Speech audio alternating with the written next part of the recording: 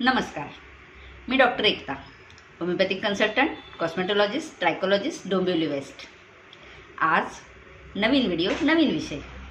आजचा विषय छोटासाच आहे, टोचणारा आहे। म्हणजे आजचा विषय आहे इंजेक्शनवर। कुठलं बरं इंजेक्शन? टीटीचं इंजेक्शन, धनुर्वाताचं इंजेक्शन, त्यावर आपला आजचा व्हिडिओ बनतोय। सो असं नका समजू की मला जखम होत नाही, मला काही कापलेलं नाही, तर मला टीटीचं इंजेक्शनचा व्हिडिओ पाहायची गरज नाही आहे। हा खूप महत्त्वाचा व्हिडिओ आहे। सो शेवटपर्यंत नक्की पहा। व्हिडिओ आवडल्यास लाईक करा, आपल्या यूट्यूब चॅनलला सबस्क्राईब करा, हां, आणि शेअर मात्र नक्की करा, जेणेकरून इतरांच्या पण ज्ञानामध्ये भर पडेल आणि इतरांचं पण आरोग्य चांगलं ठेवण्यासाठी मदत करता येईल। तर आता तुमच्या मनात पहिला प्रश्न असेल, टीटीचं इंजेक्शन जखम झाल्यावर, ते पण एखादा खिळा, काही लोखंडी वस्तू लागली कीच घ्यायचं असतं? तर सगळ्यात महत्त्वाचा हा गैरसमज दूर करा। टीटीचं इंजेक्शन कुठलीही जखम झाली, मग ती सुई टोचलेली असू दे किंवा काटा लागलेली असू दे, नख लागलेली असू दे, मोठा ॲक्सिडेंट असू दे, भाजलेलं असू दे, कुठल्याही प्रकारची जखम, अशी जखम ज्याच्यामध्ये तुमची स्किन कट होऊन त्या ब्लडचा कॉन्टॅक्ट, आतल्या रक्ताचा कॉन्टॅक्ट हवेशी होणार, अशा कुठल्याही कंडिशनमध्ये तुम्ही टीटीचं इंजेक्शन घेणं गरजेचं आहे। बरं, का गरजेचं आहे? टीटीचं इंजेक्शन आपल्याला क्लोस्ट्रिडियम टिटॅनी नावाच्या बॅक्टेरियापासून वाचवण्यासाठी घेणं गरजेचं आहे। आता हा बॅक्टेरिया कुठे असतो? हा बॅक्टेरिया धूळ मातीमध्ये सगळीकडे असतो। आता धूळ कुठे कुठे असते ते काही सांगायला नको। घरातही आहे, ऑफिसमध्येही आहे, बाहेर तर आहेच आहे। त्यामुळे कुठल्याही कंडिशनमध्ये, मग घरामध्ये तुम्हाला सुई टोचू दे, किचनमध्ये सुरी लागू दे, कसलंही भाजू दे, तुम्हाला बागेमध्ये खेळताना काटा लागू दे, ॲनिमल्ससोबत खेळताना नख लागू दे, अशा कुठल्याही कंडिशन्समध्ये, आणि मोठे ॲक्सिडेंट तर आहेतच, अशा वेळी जखम झाली तर तुम्हाला टीटीचं इंजेक्शन घेणं गरजेचं आहे। बरं, हा टिटॅनीचा बॅक्टेरिया काय करतो? हा शरीरामध्ये शिरला ना की सगळ्यात महत्त्वाच्या नर्व्सवर अफेक्ट करतो।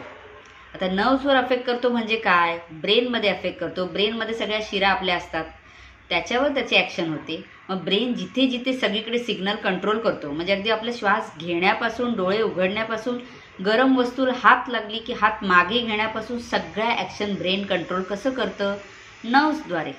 मग या नर्व्सवर जर ॲक्शन झाली या बॅक्टेरियाची, तर मग काय होतात? या नर्व्स कडक होऊन बसतात। कडक होतात तर त्याच्यामुळे आपल्याला बरीच लक्षणं जाणवतात आणि अगदी डेंजरस कंडिशन, इमर्जन्सी कंडिशन्सपर्यंत जाऊन पोचू शकतो। मग आता ह्या कंडिशन्स काय काय होतात? लक्षणं काय असतात? लक्षणांमध्ये बघा, आता छोटी छोटी लक्षणापासून सुरुवात होते। फॉर एक्झाम्पल, स्टिफनेस ऑफ जॉ, म्हणजे आपला जबडा कडक होऊन बसतो, उघडू शकत नाही, बंद करू शकत नाही, आखडून राहतो। लॉक जॉ वेगळा आणि कडक झालेला जॉ वेगळा। सो अशा कंडिशन्समध्ये कडक झालाय जबडा। नंतर नंबर 2, मान कडक झाले, कडकच होऊन बसले, हलवता येत नाही आहे मान। स्टिफनेस ऑफ नेक, अशी कंडिशन पण लक्षण आहे। गिळायला त्रास होतोय। आता गिळायचा जो पाईप आहे तो आकुंचन प्रसरण पावतो, सो दॅट आपण जेवण आतमध्ये गिळू शकतो, पण तोच कडक होऊन बसला, मग जेवणात जाईल का? सो गिळायला त्रास व्हायला लागलाय। मसल्स, आपल्या मांसपेशी कडक होऊन बसल्यात, क्रॅम्प्स मोठे मोठे यायला लागलेत, खूप दुखत आहेत, अशामध्ये मांस कडक व्हायला लागतं, हातपाय कडक व्हायला लागलेत, ही पण एक लक्षण होऊ शकतं। आणि मोठ्या कंडिशन्समध्ये मग जातं कंडिशन धनुर्वात। धनुर्वात म्हणजे काय? धनुष्य बाणासारखी शरीर होऊन जातं। तर धनुष्य बाणासारखं शरीर कडक होऊन जातं, सगळ्या मांसपेशी अशा कडक होऊन बसतात की तो धनुष्य बाणासारखा शरीराचा आकार होऊन जातो। तुम्ही फोटोमध्ये पाहू शकता। ही कंडिशन सगळ्यात डेंजरस कंडिशन असते, आणि त्यातही आपले फुफ्फुस, आपले लंग्स हे पण फुग्यासारखंच आकुंचन प्रसरण पावतात की नाही, श्वास आत घेतात, श्वास बाहेर टाकतात। मग अशा वेळेला हे लंग्सला रक्तपुरवठा करणाऱ्या किंवा नर्व्स सप्लाय करणारं कडक होऊन बसलं, मसल्स तिथेही आहेत, ते जर कडक होऊन बसले, मग श्वास घेता येईल का? श्वास घ्यायला सुद्धा डिफिकल्टी येते। मग श्वास जर घेता आलं नाही तर मग काय होईल?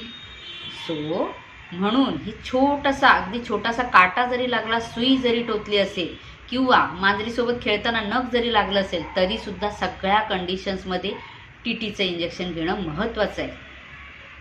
टी टीचं इंजेक्शन आता कोणी कधी कसं घ्यायचं बघा. 5 वर्षापर्यंतच्या मुलांना टी टीचं इंजेक्शन घ्यावं लागत नाही. कधी? पहिली गोष्ट तर प्रेग्नन्सीमध्ये मम्माजना प्रेग्नन्सी असताना 2 इंजेक्शन दिले जातात, त्यामुळे बाळाला सेफ्टी येऊन जाते. त्याच्यानंतर बाळ जन्मल्यापासून 5 वर्षापर्यंत DPTचे 3 वॅक्सिन आपण देतो. ते तिन्ही वॅक्सिन जर पूर्ण झाले असतील तर तुम्हाला 5 वर्षापर्यंत काहीही जखम झाली तर लगेच धावत टी टीचं इंजेक्शन घ्यायची गरज नसते. हां, पण 5वं वर्ष पूर्ण व्हायला आलं आहे आणि जखम झाली आहे किंवा 5 वर्षानंतर कधीही जखम झाली आहे पण तुम्हाला आठवत नाही मी शेवटचं टी टीचं इंजेक्शन कधी घेतलं होतं, मग अशा वेळेला तुम्ही 48 तासाच्या टी टीचं इंजेक्शन घेणं गरजेचं आहे. तुम्ही म्हणाल जखम तर भरती आहे, 2 दिवसात सुकली पण जखम, मग आता कशाला इंजेक्शन घ्यायची गरज आहे. पण लक्षणं लगेच दिसत नाहीत. खूप काळानंतर पूर्ण ब्रेनमध्ये त्यांनी ॲक्शन केली त्या बॅक्टेरियाने की नंतर असर दिसतो. त्यामुळे 48 तासाच्या जखम झाल्यानंतर इंजेक्शन घेणं गरजेचं आहे, टी टीचं इंजेक्शन. आणि त्याच्यानंतर जर तुम्ही समजा घेतलं असेल दर 10 वर्षापर्यंत टी टीच्या इंजेक्शनचा असर राहतो. म्हणजे एक इंजेक्शन घेतलं तर 10 वर्षापर्यंत प्रिव्हेन्शन भेटतं. 100% टी टीचं इंजेक्शन प्रिव्हेन्शन देतं जर तुम्ही वेळेत घेतलेले असाल तर. पण सारखे जर जखमा लागण्याची कंडिशन येत असेल, म्हणजे फॉर एक्झाम्पल बिल्डिंगवर काम करणारी माणसं आहेत, किचनमध्ये शिलाई कामामध्ये काम करणारे व्यक्ती आहेत, अशांना किंवा हॉस्पिटल्समध्ये काम करणारे अशांना सारखं जखमा लागण्याचं, सुई लागण्याचं, काही इंजुरी होण्याचे चान्सेस आहेत. तर अशांनी दर 5 वर्षांनी तरी घेतलंच पाहिजे इंजेक्शन. म्हणजे तुम्हाला लाईफ टाईम ही रिस्क आहे ना ती निघून जाते. बरं, असं नाही की टी टीचं आजार बरा नाही होऊ शकत, पण बरा व्हायला काही दिवस, काही आठवडे, काही महिन्यांपर्यंत वेळ लागू शकतो. ते पण हॉस्पिटलमध्ये ट्रीटमेंट झाली तर.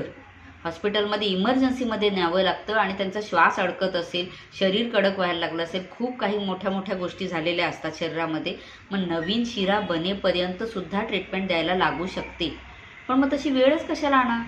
एक छोटंसं इंजेक्शन कितीतरी मोठ्या आयुष्यातले त्रास कमी करू शकतं की नाही. त्यामुळे टी टीचं इंजेक्शन वेळेवर घ्या.